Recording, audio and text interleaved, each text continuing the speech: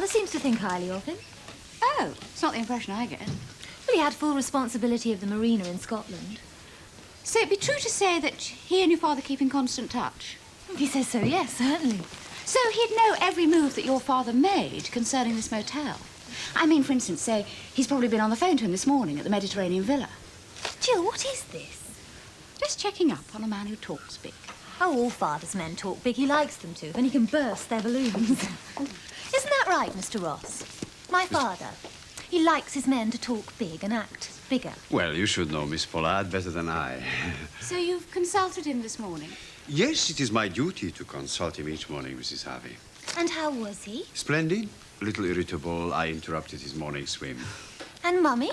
Mummy was sailing the seas and obviously... Daddy! Mummy! Miranda! Quick yacht. What? All the way from the Mediterranean and overland to Crossroads in one morning. Poor Paul. First balloon burst this Christmas. Shall I put it there, Kath, or what? Well, no, it's a bit near the bar. Be hanging over the bar, won't it? I mean, don't want it getting in the drinks. You know how they dry up on Boxing Day. That would be funny. Well, I'll just leave it there. Yeah, I should. Oh, I don't know. I don't know why they bother. Oh, I think the guests like it, don't they? It makes the place look a bit cheerful and festive. Yeah. Well, I don't suppose you're feeling very festive and cheerful at the moment, are you, love? Don't do to dwell on it, does it? I'll be all right. I mean, I'm working through most of Christmas anyway, and Christmas Day there'll be just me and Glenda and Kevin, and perhaps Mac if he's at a loose end. Oh, yeah, I've forgotten about that. Is Kevin going over to his parents? Yeah, Boxing Day, I think. Oh, they're coming over here tonight for drinks and a chat. That'll be nice for you. Oh, I mean, Oliver's all right. He's very nice, but oh, to tell you the truth, she has me beat, Sally. No, she's very difficult to talk to. Oh, very. Mind you, with a bit of luck, they'll be looking at holiday snaps now. They've just come back from Canada and visiting their daughter, you see. Do they know about Glenda and the test tube baby and everything? Oh, no. It was all finalised, you see, after they went. So it's news to them. And I shan't say anything about it. And anyway, Glenda won't be there because she's working. Oh, so it'll be up to old Kevin to drop the bomb then. Oh, I don't think he'll say anything. At least I hope he doesn't. What a way to spend an evening. And how was the Med when you left it? Warm and sunny?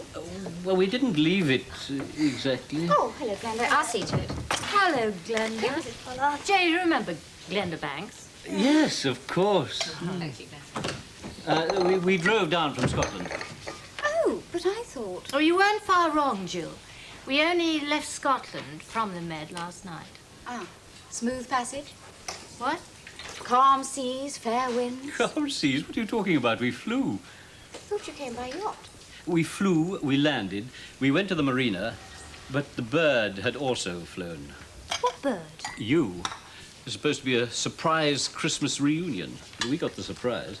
Why didn't you tell us you were coming down here? Why didn't you tell me you were going to the marina? Oh, it wouldn't have been a surprise if we'd told you we were coming. Now, don't get belligerent. Remember your heart. Belligerent? Who's getting belligerent? Not you, darling.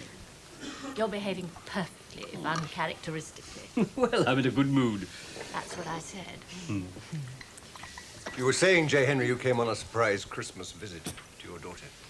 Is that the only reason for your being here? 90% of it. The other 10 could be the shareholding I have in this place. Could be. If it weren't exceeded by my sentimentality. See, here was where Val and I repaired our marriage. We're better since we've no real home of our own, only a lot of villas and things. Like yachts? Like yours. Where was I? Here, darling, for Christmas. Are we welcome, David? It's a season of goodwill.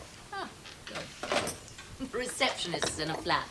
She says that your chauffeur is still struggling in with your luggage and nobody can get to the desk. Well, tell her to tell the man to put it where it belongs, in our chalet. What chalet? We're booked out. Darling, are you going to fiddle something? There's no reason to fiddle. I can think of a perfectly good chalet for J. Henry and Valerie. Here, David? Oh, absolutely. Here. Oh, that's splendid. Well, I wish to be regarded as Santa Claus. Arrived a day or two early, but with sacks of presents. They were originally going to be for you, but since you couldn't think to let your aging parents know where you could be found, you'll just have to watch them going to people who might appreciate them more than you do. Well, if you told me you were coming, I'd have told you where I was going to be. A man, Miranda? There's something very wrong with the men of today, if there isn't. Don't worry, Daddy, I won't go too far.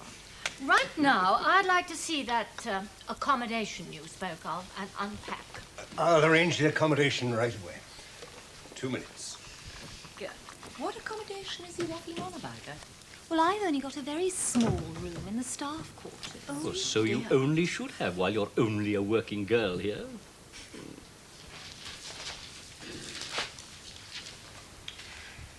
You know I don't like you using the bar as an office. Only when it's closed. Sometimes guests like to bring their coffee in here when it's closed. But I'd have thought since you've taken over the executive chalet, you'd have found plenty of room in there to do your paperwork. The successful executive never works at home. J. Henry teach you that? Experience taught me that. Then you'll also have learned that executives only use executive chalets when they are executives. Now that J. Henry is here, you no longer represent him. He represents himself. So would you mind moving out of the chalet so that the Pollards can move in? And go into whatever accommodation Mrs. Harvey can find you in the staff quarters? Kevin. Oh, they're beautiful. Really, you shouldn't have. Just a little thought. Ah, enough to fill out. Well, that'd be nice for Christmas. Crept up on us again, isn't it? Yeah. I'll just run some water on them, I think, in the sink. Keep them fresh until I can arrange them. Take your coats off. Kevin, you'll see to it, will you? Oh, come in. You might have coats on, but I haven't. Yeah, Mum. Here we are, darling. Not too jet lagged, I am. No, not too bad, not too bad. I feel dreadful. Yeah, Dad. You go through. Thanks. You know where everything is. Make yourself at home. Be right with you. Well then. So, Joyce is all right? Oh, absolutely wonderful. She's working for some congressman. He's a local councillor, dear. Oh, don't they call them congressmen? Anyway, she's terribly well in. Yeah. Good old Joyce. Have you heard from Penny? No. No card? Oh. That's a bit much. There was a letter waiting for us. She's not coming back again this Christmas. That's the second year, really. So, what is it this time? Skiing. Oh, that can't be bad. The Tyrol. Can I ask who with? That's what I'd like to know. Oh, quite a party. Some fellow Bainbridge. Oh, big in the city. Oh, but I can't help feeling she should be here with us. No, I know what you mean, Mum. Tyrol, Solihull, not an easy choice. There we are. Oh, hasn't he got you a drink yet? Oh, he is the Lynette. Yeah, well, that's me upbringing, isn't it? That's enough of that. You'll have a sherry, won't you? Oh, just the one, That then. would be very nice, Kath. Sweet or dry? We have both. At least I think we have. Where's Glenda? Glenda? Working. How is she? Fine, considering. Considering what? Well, everything. Oh, yes, of course. Well, here we are, then. Thank you, dear. Mum, Dad. Well, there won't be much in the way of happiness for you this Christmas, Kath, so I can't drink to that. But to the future, to easier times, when memories may bring back a bit more comfort than pain. Thank you, Oliver. And the accident, how did it happen? Hit and run. Dreadful. Yes, well, he didn't suffer. I'm thankful for that. Did they... Oh, yes, yeah, they got her. A woman. Not drunk and driving. Oh, no. I have an absolute fear. That's why I said I'd have just the one. I have to drive to this meeting tonight of all nights. Hey? The ladies' committee of the Round Table. I've missed so many being out of the country. I vowed I wouldn't let them down again. So, this is a bit of a flying visit, I'm afraid.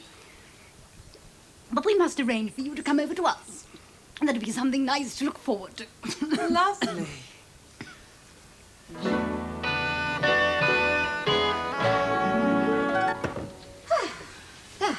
Does Valerie always take this long to get dressed? Oh, longer. Oh, dear. It should be worth waiting for. I see. Make us look like the poor cousins. Merry Christmas. Merry Christmas. Cheers, my darling. You're pretty preoccupied, David. Oh, it's something I heard this morning. Disturbing. Can't get out of my mind. You're not still brooding over Reg Lamont, are you? I'm not brooding. One can't help thinking. His own son. Am I to be let into the secret? It sounds fascinating. It's no secret. Well... Well, not for long anyway. Lamont. I placed him. Fellow who owns the garage. 50%. We own the other 50. Ah, yes, of course. Yes, rum sort of fellow. Rum? Or the bonhomie of the born conman sails close to the wind. That's my information. What's he been up to? He sailed too close to the wind. Jill, it has yet to be proved. I wouldn't bet on an acquittal. And that sounds almost slanderous. Well, darling, we are among friends, and everyone knows that Reg Lamont is... Barbara... Am I to understand that our Mr. Lamont, co-owner of the motel garage, has had his collar felt? What an extraordinary expression. But it's colourful. David? He is being investigated. What's the inquiry into, as if I couldn't guess? Corruption.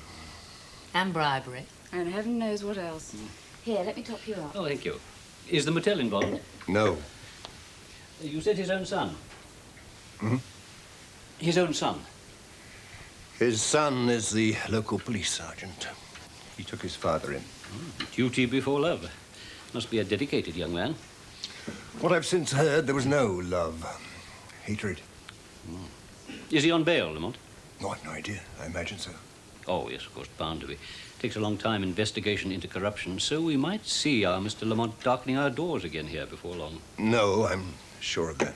Oh, we're so certain. I know. You must have a reason. Well, Lamont is selling his 50% of the garage, isn't he, David? So that's why we won't be seeing him again. Well, that's what I've heard, anyway. Is he indeed? Done anything about it, David? Where can one get in touch with Lamont? You can't. Why not? Is he in a monastery? No, he's... Well, you just can't. I don't really know why not, but you can't. Oh. Well, there must be somebody representing him. Well, I imagine so. Accountant? Lawyer? David? Lawyer. Name? Oh, listen, why don't we go into the bar and have a drink there? It's much brighter and more people and... David? Come on, J. Henry. Pleasure before business. Business is pleasure, if you're good at it. You were about to tell me his name, David. Landa. Murray Landa. Ah, good. The drinks are on me. Perhaps we should wait for her. For Valerie. Oh, nonsense. The time when the rest of mankind is thinking about a drink, Valerie is thinking about making up. I don't need to tell you two charming ladies how long that can take. But worth every moment. In your case, Barbara. Now. Why don't you go ahead and order some drinks, and I will ring the chalet to make sure that she hasn't forgotten us altogether. Right. Oh, David, could you spare me a moment? This fellow Landa, who's acting for Reg Lamont, do you know anything about it? No, not a thing. Had no dealings? Well, there was usual correspondence when Lamont bought in. It's all on the files. Uh-huh.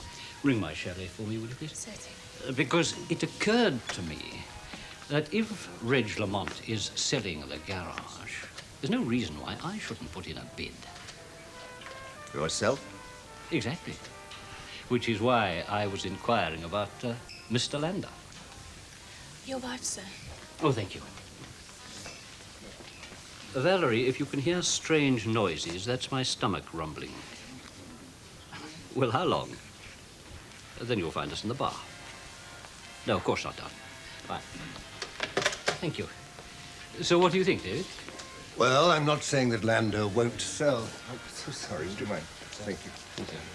But if he does agree to sell, then if I were you, I'd be wary. If he does, my dear fellow, I shall have leverage. And given that, I can move anything. J. Henry, we were wondering. We know you don't love us all that much. So why are you here, really? Is it your health? Oh, partly. But to tell the honest truth, I am at last enjoying a happy marriage, and I don't want business to interfere with it. Anyway, I do love you that much. And your specialist advised you to let up, right? Wind up the empire, yes. Just keep a colony or two, enough to ensure a graceful living. Ah, my dear, you look entirely stunning. Thank you, my darling. Where's Miranda? How should I know? I never prowl through the staff quarters. Not now we're reconciled.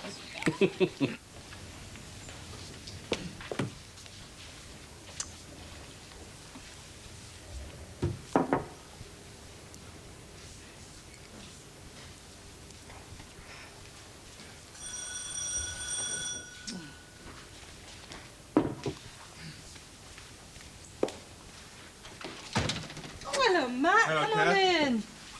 Just a little present for you.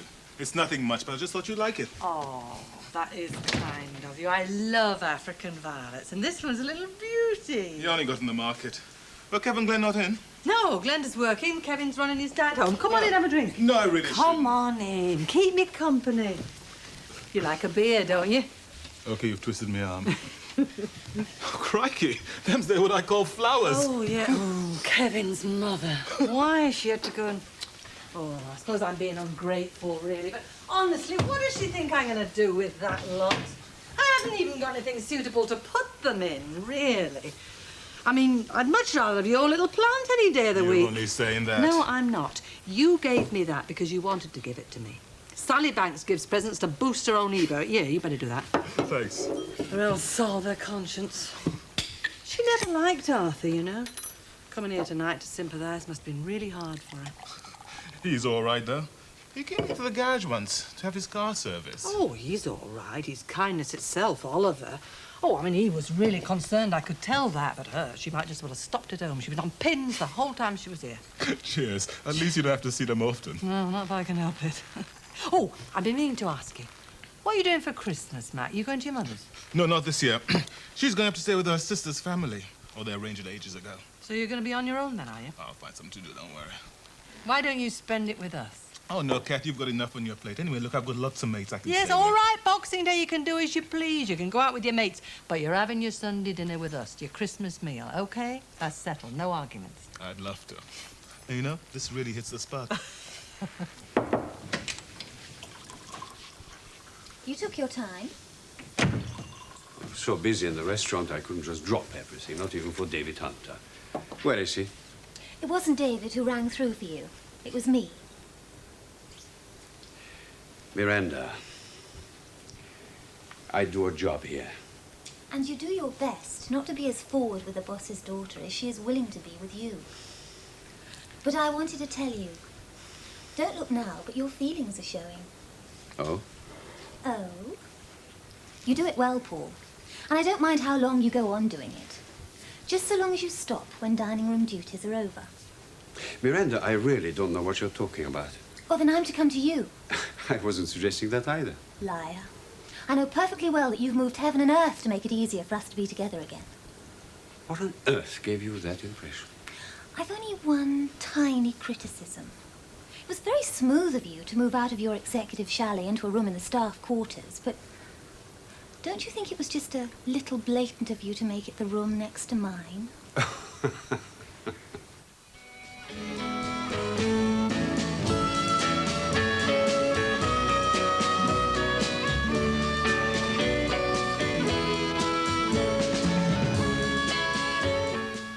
I didn't move myself. David Hunter moved me.